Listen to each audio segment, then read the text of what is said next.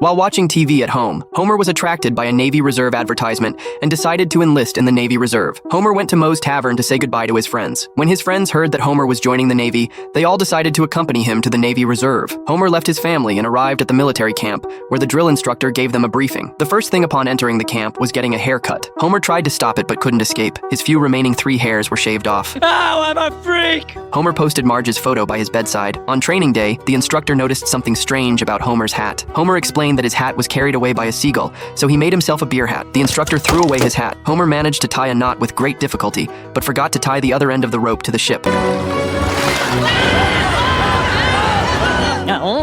After training ended, Homer officially joined the Navy Reserve. The annual Navy combat exercise was scheduled for the following weekend. Due to Homer's years of experience as a nuclear technician, the instructor assigned him to a nuclear submarine. The exercise officially began, and the nuclear submarine submerged to the ocean floor. Just as everyone was preparing to eat, they suddenly heard whale sounds.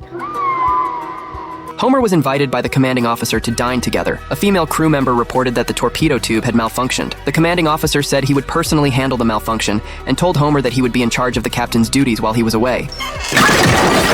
Contraband! The commanding officer then left to fix the torpedo tube. Homer had just arrived at the captain's command position when he was told that enemy forces were approaching ahead. Homer remembered the captain's instructions and ordered the torpedo to be fired. As a result, the captain was launched onto the enemy ship.